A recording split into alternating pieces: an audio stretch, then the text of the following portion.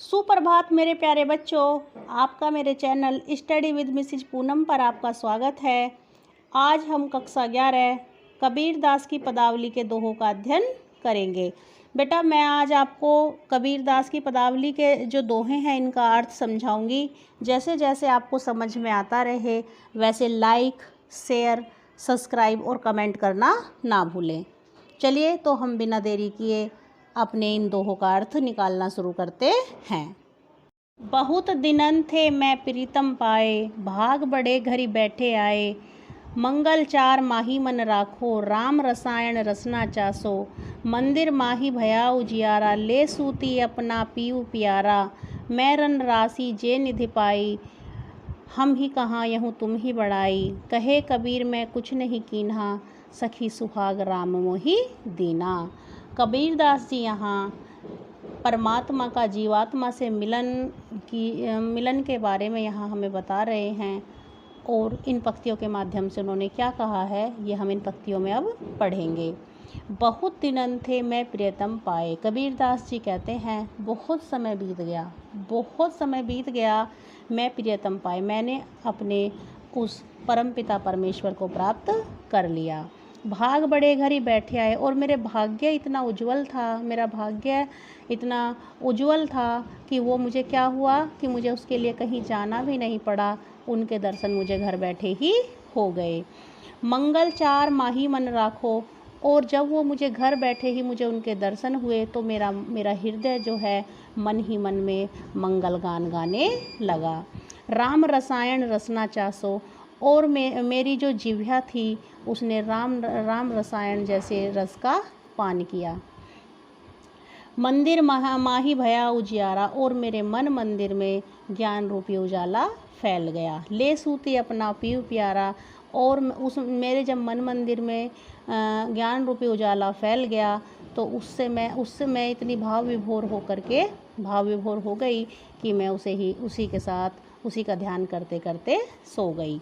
मैं रन राशि जे निधि पाई, मैंने राम नाम रूपी धन को प्राप्त कर लिया है। हम ही कहाँ यह तुम ही बड़ाई।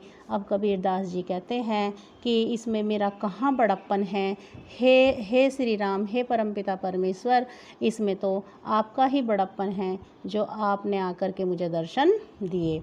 कहे कबीर मैं कुछ नहीं कीना, कबीर दास जी कहते हैं कि मैंने तो कुछ भी नहीं किया। सखी सुहाग राम मोहि दीना, है मुझे तो ये जो मेरा सौभाग्य है ये मुझे स्वयं मेरे राम ने आकर के मुझे दिया है। संतो भाई आई ज्ञान की आंधी रे, भ्रम की टाटी सबे उड़ानी, माया रहे न बांधी रे। दुचिते की दोई थुनी गिरानी, मोह बलिडा टूटा। तृष्णा छानी परी घर ऊपरी, कुबदी का भांडा फूटा। जोग जुक्ति कर संतो बांधी, निर्चू चुए न पानी। कूड़ कपट काया का निक्षा, हरि की गति जब जानी। आंधी पीछे जो जल बूटा, प्रेम हरि जन भीना। कहे कबीर भान के प्रगटे, उदित भयातम शीना। कबीर दास जी कहते हैं कि हे संतो भाई, जब ज्ञान रूपी आंधी आई तो भ्रम की टाटी सबे उड़ानी, जो भ्रम रूपी टटिया थी वो उड़ गई।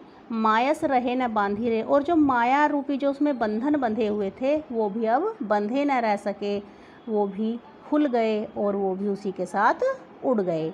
दुचिते की दोई थुनी गिरानी, और दुचिते माने होता है बेटा छप्पर, जो छप्पर की जो दोनों थुनियाँ थीं वो भी गिर गईं। मोह बलिडा टूटा, और मोह माया की जो बल्ली थी, बलिडा माने होती है बल्ली, जो मोह माया की बल्ली थी वो भी टूट गई। तृष्णा छानी परी घर ऊपरी, और छानी माने भी छप्पर होता है। तृष्णा रूपी जो छप्पर मेरे घर के ऊपर पड़ा हुआ था वो भी गिर गया। कुबधी का भांडा फूटा, बेटा भांडा माने होता है बर्तन, और जो कुबधी माने होते हैं कुबुद्धि, जो मेरी कुबुद्धि थी उसका जो भांडा मतलब बर्तन था वो भी फूट गया। तृष्णा छानी पर घर ऊपरी, जो तृष्णा रूपी जो छप्पर था जो मेरे घर के ऊपर पड़ा हुआ था वो भी गिर गया। उसके गिरने से जो मेरा कुबुद्धि रूपी जो बर्तन था वो भी फूट गया।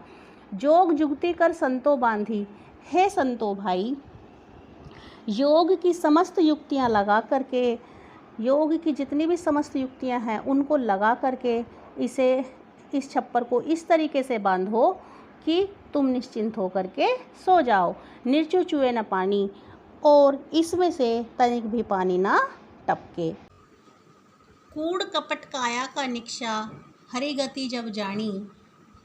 अब कबीरदास जी कहते हैं कि जब मैंने हरि की भक्ति की गति को जाना, तो मेरे अंदर जितना भी कूड़ा करकट का और राग द्वेष ईर्ष्या भाव रूपी जो कूड़ा करकट भरा हुआ था वो बाहर निकल गया। आंधी पीछे जो जल बूटा। कबीरदास जी कहते हैं जो आंधी के बाद जो वर्षा होती है, प्रेम हरिजन भीना, उसमें जो हरि के भक्त थे उस प्रेम रूपी जल में भीग गए। कहे कबीर भान के प्रगटे। कबीरदास जी कहते हैं सूर्य के उदित हो जाने पर भयातम छीना, जो अंधकार होता है वो समाप्त हो जाता है। पंडित बाद बदनते झूठा, राम कहाँ दुनिया गति पावे, खांड कहाँ मुख मीठा। पावक कहाँ पाव जे दाझे, जल कही तृषा बुझाई। भोजन कहाँ भूसी जे भाजे, तो सब कोई तिरि जाई। नर के साथ सुआ हरि बोले, हरि प्रताप न जाने। जो कब हो उड़ी जाई जंगल में, बहुरी न सुरते आने।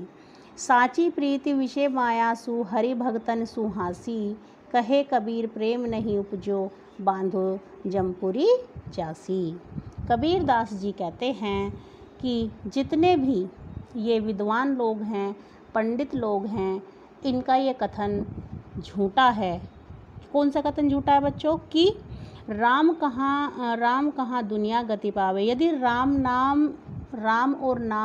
नाम लेने मात्र से ही मोक्ष की प्राप्ति हो जाती, तो खांड कहाँ मुख मीठा, तो खांड कह देने से ही मुख मीठा हो जाता। पावक कहाँ पाव जे दाझे, और अग्नि कह देने से ही पैर जलने लगते। जल कही तृषा बुझाई, और जल कह देने से ही जो हमारी प्यास थी वो बुझ जाती।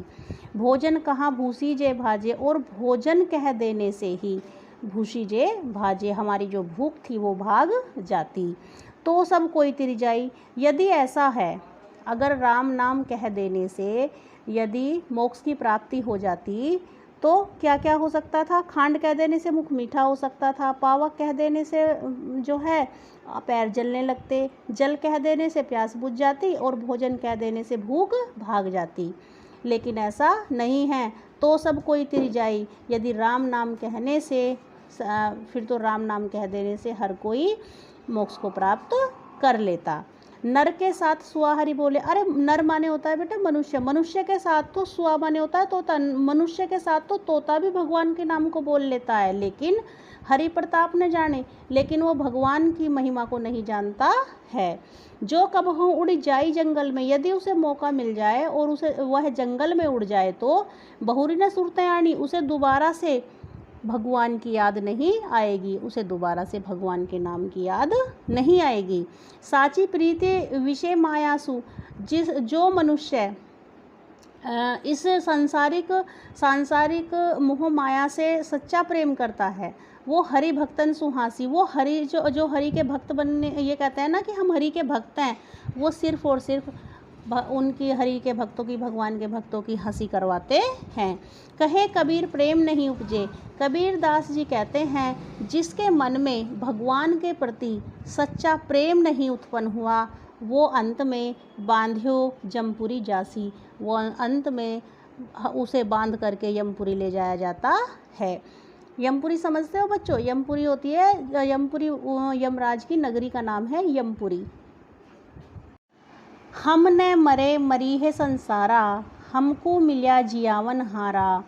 अब न मरो मरने मन माना, तेई मुई जिनी राम न जाना। साकत मरे संत जन जीवे, भरी भरी राम रसायन पीवे।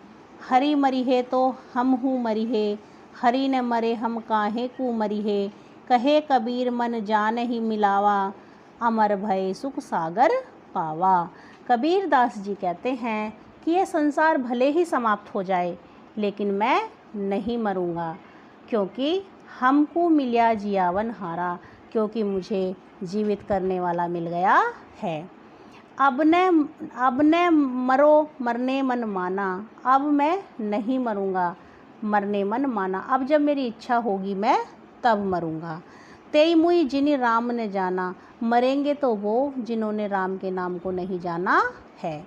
साकत मरे संत जन जीवे, जितने भी शक्ति के उपासक हैं, साकत मतलब जितने भी शक्ति के उपासक हैं वो सब मरेंगे, संत जन जीवे, और जितने भी संत लोग हैं या जितने भी संत मनुष्य हैं वो सब जिएंगे, क्योंकि भरी भरी राम रसायन पीवे, क्योंकि वो राम रूपी रसायन को भर भर के पीते रहते हैं, अर्थात राम नाम का गुणगान करते रहते हैं।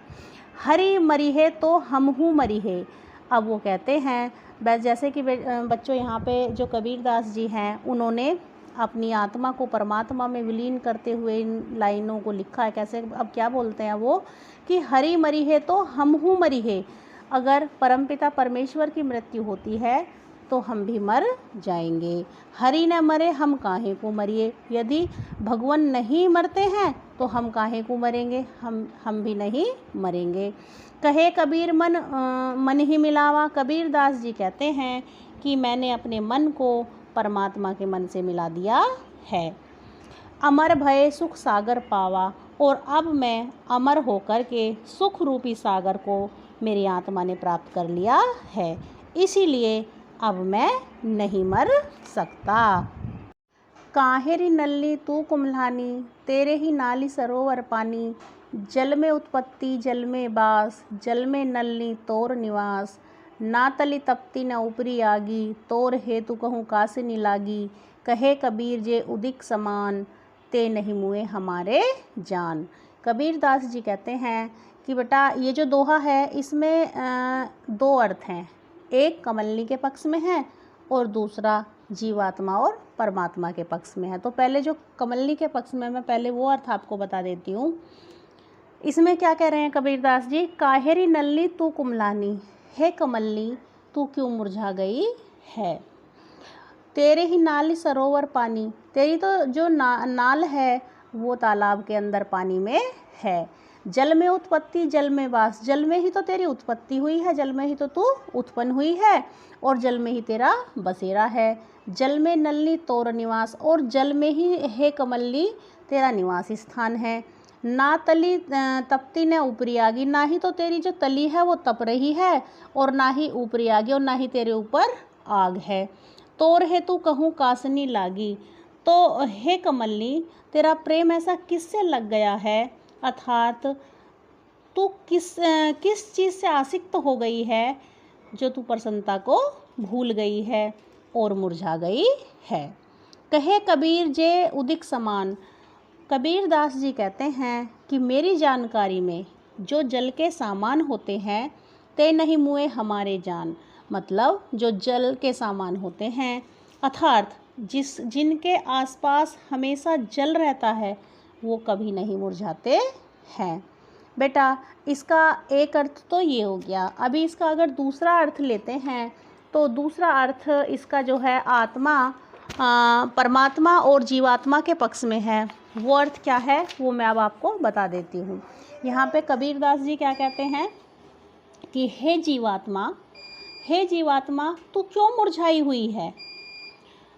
आत्मा अब कबीरदास जी क्या कह रहे हैं कि हे जीवात्मा तू क्यों मुरझा गई है, तेरे ही नाल सरोवर पानी, क्या है तेरी जो उत्पत्ति है वो तो खुद परमपिता परमेश्वर से हुई है और तू क्या है उन्हीं तेरी नाल सरोवर पानी, तेरी उत्पत्ति किससे, परमपिता परमेश्वर से हुई है और जल में उत्पत्ति जल में और उन्हीं से तुम्हारी उत्पत्ति हुई है और उसी में तुम्हारा बसेरा है।